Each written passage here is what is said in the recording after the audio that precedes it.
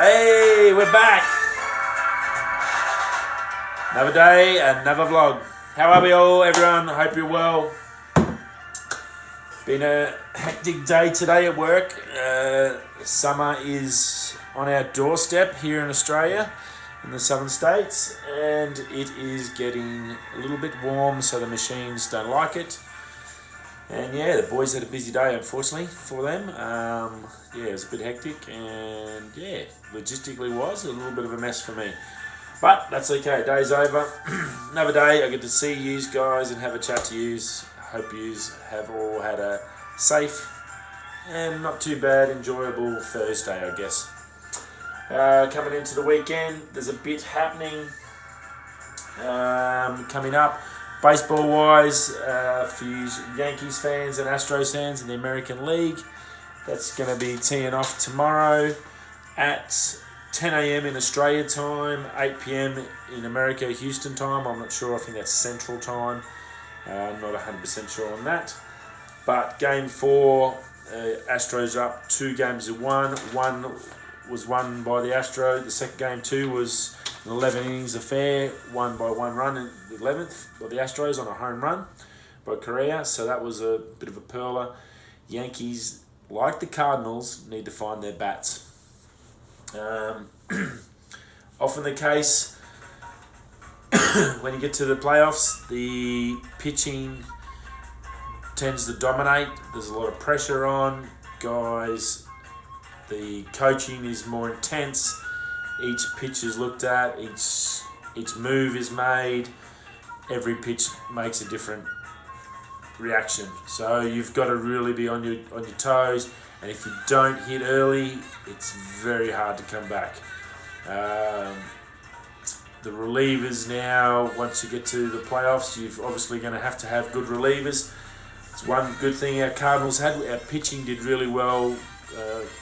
Starters and relievers, an occasional bad outing. I think Martinez had 1 bad outing. Unfortunately, that cost us, so that was unfortunate. But if you don't hit, it's all over. That happened to the Cardinals 4 games in a row. They couldn't get the bats motivated. There was only 2 guys in the team that could hit.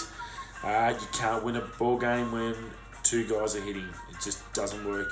You've got to try and find a way to get those base hits and bunch them together and get the 1 and 2 run innings consistently through and keep that pressure on and make the other guys break. It's very important.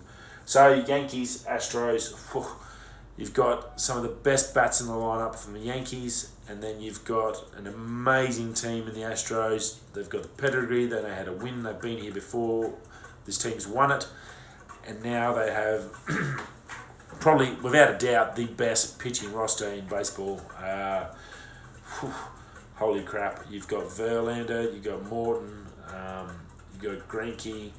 Jesus Christ, man, that's 200 plus, probably $300 million worth of pitching just there. So there's not going to be any doubt it's going to be I can't see any big blowouts by the Yankees against the Astros. Again, it's going to be really, really tight. They've had an extra day off because of the rain out, so that's going to be important as well. You've got Tanaka going from the Yankees. He pitched a blinder the first time up. He's a very consistent guy. If he can keep that ball down, as I said before, he's a ground ball pop-up pitcher, which is actually pretty good because it generally doesn't waste pitches. He just comes at them, throws lots of strikes. If he's on, he's on. If he's not, well, he's going to be out early. That's how he is. I guess I'm pretty similar in that regards in my pitching. So I sort of know I've got a good feeling for how he sort of reacts and what he's all about. He'll throw strikes all day. He's going to challenge the hitters, and if you can't hit it, and he's got a lot of junk and movement, so he's going to make you earn it. So yeah, Tanaka's going to go pretty well, I think. Astros have got some great hitters. You've got Altuve, Correa, Bregman. Again, they've got a really good, solid hitting lineup there, and they're a really great team together. They really play well together. They really fight for each other. So I guess picking between the two, I think I'd probably have to go with the experience and that team atmosphere of Houston. The Astros are, as I said, just a fantastic bunch of guys, so it should be a great game. Make sure you get to watch that Friday morning in Australia, 10 o'clock. It should be, if you don't have MLB at bat, probably on Fox, I'd say, if you've got that. Ninja. Let's talk about Ninja, some gaming while we're on games. Obviously, if you're in the gaming world or you don't know, Fortnite is a seasonal game, which actually I did not know until a couple of days ago. It's been all over YouTube. They closed off the season with a massive, basically, what would you call it, implosion. While players were playing, the whole game sort of imploded on itself, crashed into itself and formed like a black hole, I guess, and sat there overnight while they uploaded the new game, and then come back with a whole new world, all new stuff, new players. Basically everything you were before, it's gone, and you basically start fresh and got to earn everything back again. That's basically the way the game works, which actually is not a bad thing, because I guess if you get guys that build up and got strong, then they're forever just going to be strong and just be invincible forever. So it's probably not too bad. So anyway, the big wig in Fortnite, the king of Fortnite, Ninja, was obviously there waiting, ready to go. I think he said it was like 2 in the States when it finally come back up and live, and he went straight into a game. It's big business to him. It's his job. So he was there, ready to rock. Just woke up, got straight into his first game, and then smashes out a battle royale first up. He did say a lot of the guys he was going against were bots. Obviously computer generated players that come through. But there was a couple of guys there that he had to go against. So, and I think he was looking at a few things there, and he noticed a few things. It's going to take, I think, all the players a bit of a adjustment period, I guess, to find out what's new about the new worlds and what's there, what's the toys, what's the tricks, the tips, blah blah blah. As you do with all games, it'll take a good month or so. The pros will probably smash it out in a month. Everyone else would probably be 3 to 6 months, I guess. So yeah, Fortnite, new chapter. It's all on. It's going to be, I'm sure it'll be big news. There'll be a lot of kids not getting sleep for the next few months up until Christmas. Hopefully they've all finished their schooling and got that out the way.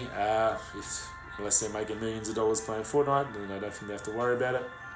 But yeah, so that was pretty interesting actually to see that and get an understanding of that side of the game. It's obviously one if not the biggest games in the world, and probably the most well-known gaming game. So yeah, very, very cool. And yeah, Ninja on fire straight off, bang. Okay, so a couple of products we'll look at tonight. Peter McKinnon backpack. Peter McKinnon, huge fan of the guy. He's a fantastic photographer, Canadian guy. Does some amazing things with photography. Has an awesome YouTube channel if you're into learning how to do YouTube, how to edit videos. He's got a heap of content on.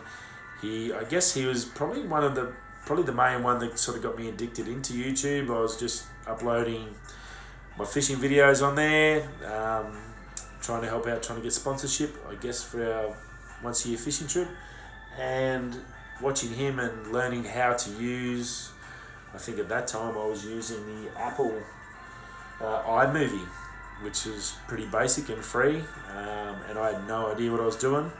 And in the last 12 months I've had to teach myself iMovie, and then May this year I had to start teaching myself how to use Adobe, and himself and probably Matty Hoppier, probably the two that have helped me a lot on the editing side and teaching me Adobe and what to do and how to, those little tricks and tips. And I'm still way off and learning, and I'm sure you've seen all that, and I hope you appreciate my rookie status. But yeah, I'm actually enjoying it, and it's great to learn something new that actually makes me enjoy. So it's become a really good hobby for me, and yeah, I hope you enjoy it as much as I do.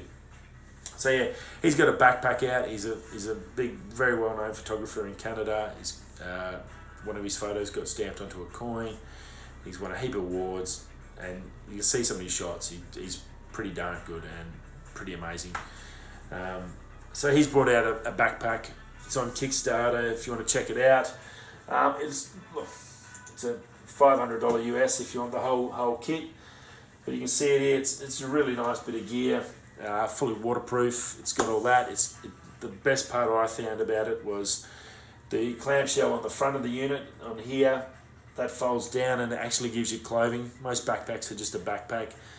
You'll get some separate compartments, but it's not a defined clothing system area.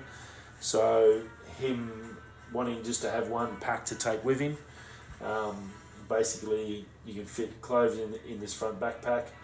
This little fold up one, that all crumples down into this base unit which goes inside the backpack, and then these other units are for filters, cards, lenses, stuff like that, and that all sits in there perfectly.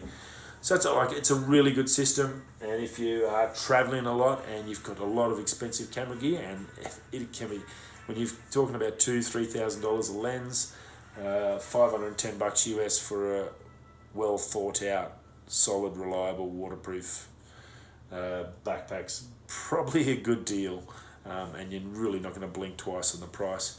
So if you are a cameraman and you do travel a lot, please check that out. It's over on Kickstarter. I'm pretty sure 510 was the top. I'll just check for you. Yeah, you get one of everything. So you get a camera pack, a cube pack, accessories case, filter case, memory card case, battery case, and obviously the bag. So, and that's got a bit of everything in there. Pretty darn cool. Really well, good materials. And I watched the video on it. You can check it out. He did a video on his channel, and I was interested. I don't travel enough to need that sort of a case. If I did more, which maybe one day down the road I will, something like that is definitely, I think, worthwhile. So good little one there for you if you are a traveling or a professional, guys. I think it might be really quite handy for you guys. Now over on AliExpress, this was a good one. The good old gents at Lou and his mates at Unbox Therapy, the world's largest smartwatch, and it was pretty funky. And I'm like, oh geez, that's like come up and jumped out pretty quick. Who's done it? Is it Samsung or something like that? It's actually this mob on AliExpress. So I was like, oh, AliExpress, yeah, I've shopped on there. Sometimes it can be good, sometimes some bad experience. It's not really the best experience. But he had one, and like it's $180 I think, and that's for the 32 gigabyte version.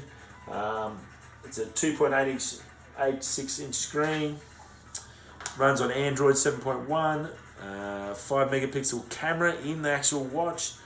It's a 480 by 60 resolution, and it's got a 2700 milliamp battery. I think that's quite similar to most of the iPhones. He did say it got a bit hot on his wrist, but it's like it's that big on his wrist. It's a big thing, but the apps were really clear. Watch movies on it. It was pretty funky. It was actually really, you can see all the apps and stuff there. Like it had there, so it's a touch screen. It's basically like a little mini phone.